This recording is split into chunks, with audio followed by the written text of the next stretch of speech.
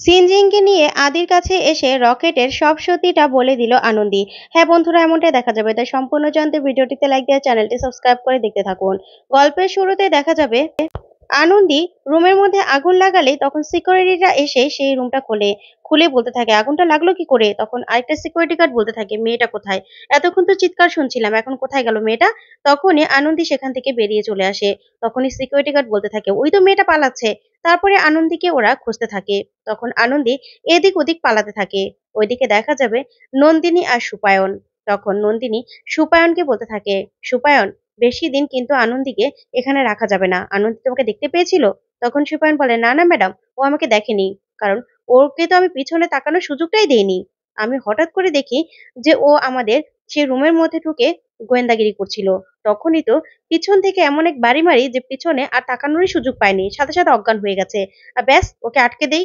তখন নন্দিনী বলে, একদম ভালো কাজ করেছো, কিন্তু ওকে এখানে রাখা যাবে না, বুঝতে পেরেছো? তখন সুপায়ন বলে, কিন্তু ম্যাডাম এখান থেকে কোথায় নেব? তাহলে তো সমস্যা হতে পারে। তখন নন্দিনী বলে, না, কিচ্ছু হবে না, কিন্তু ওকে এখান থেকে সরিয়ে দিতে হবে। ওইদিকে দেখা যাবে তিথিরই তখন নন্দিনীকে ফোন করে। তখন নন্দিনী বলতে থাকে, হ্যাঁ তিথির বলো। তখন তিথির বলে, ম্যাডাম আদি কোথায়? তখন নন্দিনী বলে, কেন আদি বাড়িতে নেই? তখন তিথির বলে, না না, আদি তো বাড়িতে নেই। তখনই নন্দিনী বলতে থাকে, তাহলে আদি কোথায় গেল? আদিকে তো খুঁজে বের করতে হবে।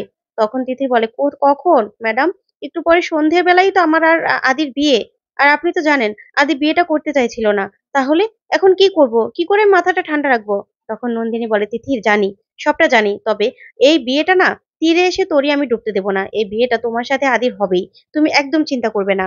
তখন তিথির বলে, আন্টি ম্যাডাম, কি করে চিন্তা করব না বলুন তো? তখন তিথিরকে নন্দিনী বলতে থাকে, তুমি চিন্তা করো না, আমরা এখনই আসছি। তখন নন্দিনী ফোনটা রেখেই সুপায়নকে বলতে থাকে, সুপায়ন চলো, লাহিড়ী বাড়িতে যেতে হবে। এই বলে লাহিড়ী বাড়িতে চলে যায় নন্দিনী। গিয়েই বিজয়াকে ধরে আর বলতে থাকে, বিজয়াদি, আদি কোথায়? আদি কোথায়? তখনই বিজয়া কিছুই বলে না। তারপরে দেখা যাবে আদির বাবা বলতে থাকে, বিজয়া, আদি কোথায়? আদি এরকম করে বেরিয়ে গেল, ওর একটু পরে বিয়ে, তুমি কিছু বললে না? তখন বিজয় বলতে থাকে, আমি তো জানি না আদি কোথায়, আমি তো বেরোতে দেখিনি।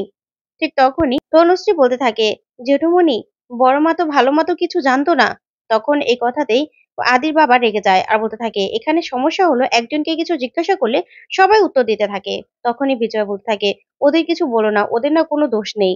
তখনই আদির বাবা বলতে থাকে, দোষ নেই যখন, তখন তুমি সবটা জানো তো? তোমার কথাতেই আদি বাড়িতে ফিরে আসবে। শোনো, আদি যদি আজকে বাড়িতে ফিরে না আসে না, তাহলে তোমাকে আমি এই বাড়ি থেকে বের করে দেবো। যা শুনে বিজয়া পুরো চমকে যায় আর অবাক হয়ে আদির বাবার দিকে তাকিয়ে থাকে আর চোখ বেয়ে জল পড়তে থাকে। ওইদিকে দেখা যাবে আদি আর অমৃতা সেই পল্টুদাকে ডেকে আনে। তখন পল্টুদা এসে বলতে থাকে, আপনারা আমাকে ডেকেছেন ভাগ্যিস, তাই আমি আসতে পারলাম। আমি কথাগুলো কাকে বলবো সেটাই আমি খুঁজে পাচ্ছিলাম না। আসলে আনন্দি আনন্দি কতদিন ধরে খুব চিন্তায় ছিল। বারবার করে আমাকে রকেটের খোঁজ নিতে বলেছিল, কিন্তু রকেট কতদিন ধরে দেখছিলাম ও ডেরায় আসছিল না। কিন্তু একটা মেয়ে রোজই রকেটের সাথে দেখা করতে আসতো। রকেট নাকি ওকে দিয়ে কি কাজ করিয়েছিল। রকেটের কাছে ও টাকা পাইতো, সেই জন্য টাকা চাইতে আসতো। কিন্তু একটা ব্যাপার হলো, মেয়েটার গলাটা হুবহু আনন্দির মতো। যা শুনে আদি পুরো চমকে যায়, বলতে থাকে, কি বলছেন আপনি? আনন্দির মতো গলা? তখন পল্টুদা বলতে থাকে, হ্যাঁ, রকেট নাকি ওকে দিয়ে কি একটা ভিডিও বানিয়েছে, কিন্তু টাকা দিচ্ছিল না। তাই তো সেদিনও এসেছিল। তখন এই কথাতেই আদি বলতে থাকে, হ্যাঁ হ্যাঁ, রকেট তো আমাকে একটা ভিডিও দেখিয়েছিল। তার মানে কি সেখানে আনন্দের গলার জায়গায় ওই মেয়েটার গলা দিয়েছিল?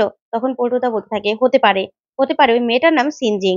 আর ওই মেয়েটাই প্রতিদিন রকেটের ডেরায় আসতো রকেটের কাছ থেকে টাকা চাইতে, কিন্তু রকেট ছিল না বলে সেদিন মেয়েটা জেনেছিল যে হালি শহরে রকেট আছে, তাই মেয়েটা হালি শহরে যাচ্ছিল। তখনই আমি আনন্দীকে ফোন করে বলেছিলাম। তখন অমৃতা বলে, ও আচ্ছা, সেই জন্যই আনন্দী হালি শহরে যাওয়ার জন্য রওনা দিয়েছিল, তাই না? তখন পল্টু বলতে থাকে, না, ও তো তখন হালি শহরে সরাসরি যায়নি। তখন এই কথাতে আদি বলতে থাকে, মানে? তখন পল্টুদা বলতে থাকে, আসলে আনন্দী আমাকে বলেছিল যে বারবার রকেটের লোকেরা পাল্টি খায় বলেই ও এবার চেয়েছিল ডাক্তারবাবুকে নিজের সাথে করে নিয়ে তারপর রকেটের সামনে সবটা প্রমাণ করাবে, যাতে আর কেউ পাল্টি খেতে না পারে। তাই ও তো মেডিনিস্টে গিয়েছিল। যা শুনে অমৃতা বলতে থাকে, দেখেছো আদি, আমি বলেছিলাম না যে মেডিনিস্টেই কোনো একটা সংযোগ রয়েছে? তখন আদি বলতে থাকে, মেডিনিস্টে? তার মানে মেডিনিস্টে আনন্দী গিয়েছিল? কই, আমি তো জানি না। তখনই এই কথাতে অমৃতা বলতে থাকে, আমি তো তোমাকে বলেছিলাম যে হালি শহরের বাসে আনন্দী ওঠেইনি। তখন আদি বলতে থাকে, তাহলে কি আনন্দী মেডিনিস্টে আছে? না না, সেটা কি করে সম্ভব? কারণ আমি তো মেডিনিস্টেই থাকি সারাক্ষণ, তাহলে তো আমার সাথে দেখা হতো। তখন অমৃতা বলে, না আদি, এর মধ্যে নিশ্চয়ই অন্য কোনো ব্যাপার আছে। ওইদিকে দেখা যাবে আনন্দী একটা পেশেন্টের ঘরে ঢুকে পড়ে, ঢুকে বলতে থাকে, প্লিজ আমাকে বাঁচান, এই বলে একটা বেডের মধ্যে মুড়ি দিয়ে শুয়ে পড়ে। তখনই সিকিউরিটি গার্ডরা আসে, আর এসে বলতে থাকে, নীল শাড়ি পরা একটা মেয়েকে ঢুকতে দেখেছিস? তখন সেই রোগীগুলো বলতে থাকে, না, এখানে কেউ আসেনি। তখন সিকিউরিটি গার্ডরা বেরোতে গিয়েও সেই বেড চেক করতে গেলেই হঠাৎ করে আনন্দী উঠে ওদেরকে ধাক্কা দিয়ে ফেলে আবার বেরিয়ে চলে যায়। তারপরে আনন্দী এদিক ওদিক পালাতে থাকে। ওইদিকে দেখা যাবে আদি অমৃতাকে বলতে থাকে, তার মানে আনন্দী মেডিনিস্টে গিয়েছিল? কই, একটা সিকিউরিটি গার্ড কেউ তো আমাকে বললো না। তখনই অমৃতা বলতে থাকে, আসলে কেউ ব্যাপারটা মূল্যায়ন করেনি, প্রায়োরিটি দেয়নি, তাই তোমাকে বলেনি।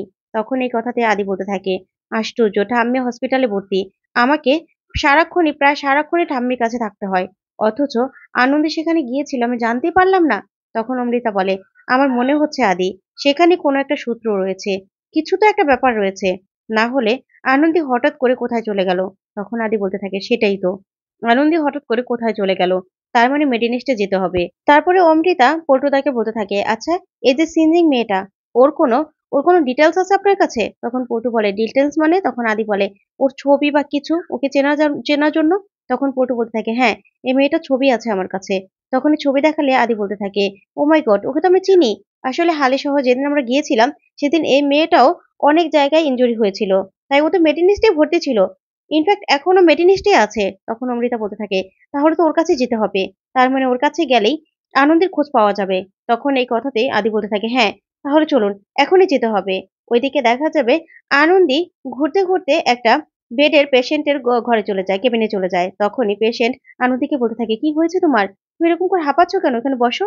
তখনই পেশেন্টকে দেখে আনন্দী বলতে থাকে, এই দাঁড়ান দাঁড়ান, আপনার গলাটা ঠিক আমার মতো না, আপনি কে, বলুন তো আপনি কে? তখনই মেয়েটা পুরো ভয় পেয়ে যায়। তখন আনন্দী বলতে থাকে, দাঁড়ান দাঁড়ান, পল্টুদা আমাকে আপনার ছবি পাঠিয়েছিল না, তার মানে আপনি রকেটের কাছে যেতেন, তাই তো? তখন এই কথাতে মেয়েটা অস্বীকার করে আর বলতে থাকে, না না, রকেট নামে আমি কাউকে চিনি না। তখন আনন্দী বলে, মিথ্যে কথা বলছেন তো, তাহলে আমি পুলিশের কাছে যাব। আপনি রকেটের হয়ে কাজ করেছিলেন, রকেটের থেকে টাকা আনতে যেতেন, আমি জানি তো। সেদিন তো আপনাকে খুঁজতে গিয়ে আমার আজকে এই অবস্থা। আপনি একবারও ভেবে দেখেছেন যে আপনার এই গলা গলা দেওয়ার জন্য, একটা ভিডিও বানানোর জন্য একটা মেয়ের জীবন নষ্ট হয়ে যাচ্ছিল? তখন মেয়েটা বলতে থাকে, কি বলছেন আপনি? হ্যাঁ, আপনি পুলিশের কাছে গিয়ে বা কি বলবেন? তখন আনন্দী বলতে থাকে, কি বলবো? পুলিশের কাছে গিয়ে আপনি যে গলা নকল করেছেন সেটাই প্রমাণ হয়ে যাবে। বুঝতে পেরেছেন আপনি? আপনি রকেটের কাছ থেকে টাকার জন্য এই কাজটা করেছিলেন, টাকা পেয়েছেন? মনে তো হচ্ছে না। তখনই মেয়েটা সবকিছু স্বীকার করে আর বলতে থাকে, আসলে আমি ভুল করেছিলাম, আসলে আমার বাবা অসুস্থ ছিল, আমার টাকার খুব দরকার ছিল, তখনই রকেট দা আমাকে এই কাজটা করতে বলেছিল, আমি ভালো খারাপ কিছুই ভেবে করিনি, তাই আমি কাজটা করে ফেলেছিলাম। তখন আনন্দী বলে, জানেন আপনি আপনি কত বড় ক্ষতি করেছেন? তখনই মেয়েটা বলতে থাকে, আসলে হালিশহর যাওয়ার সময় তো আমি অ্যাক্সিডেন্ট করেছিলাম, ভাগ্যিস একটা ভালো মানুষ আমাকে এখানে রেখেছে, চিকিৎসা করেছে, নাহলে তো আমি মরে যেতাম। তখনই আনন্দী বলতে থাকে, হ্যাঁ, তাহলে সেই ভালো মানুষটার জন্য হলেও আপনাকে কাজটা করতে হবে। আপনি এখন আমার সাথে যাবেন, তারপরে সবকিছু স্বীকার করবেন, সবকিছু বলে দেবেন। ওই ভালো মানুষটাই না আমার স্বামী। যা শুনে মেয়েটা চমকে যায় আর বলতে থাকে, আপনার কোনো ক্ষতি হয়নি তো? তখন আনন্দী বলে, না, এখনো ক্ষতি হয়নি, তবে হতে পারতো। বুঝতে পেরেছেন? আপনাকে যেতে হবে। ওইদিকে সিকিউরিটি গার্ড আনন্দীকে দেখে সেই দরজাটা লাগিয়ে দেয়। লাগিয়ে দিয়ে সুপারকে সাথে সাথে ফোন করে সবটা জানিয়ে দেয়। ওইদিকে দেখা যাবে আদিকে বিজয়া ফোন করে।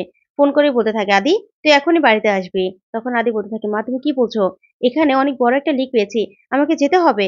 তখনই বিজয় কোনো কথা শুনতে না চেয়ে বলতে থাকে, আমি জানি না, তোকে আমার কসম, তোকে এখন আসতেই হবে, আর এই বিয়েটা তোকে করতেই হবে, অনেক তো খুঁজেছিস, পেয়েছিস, তার মানে তুই আর খুঁজে পাবি না। তখন আদি বিজয়ের কথা শুনে অবাক হয়ে যায়, বলতে থাকে, কি বলছো মা তুমি, কি বলছো এসব?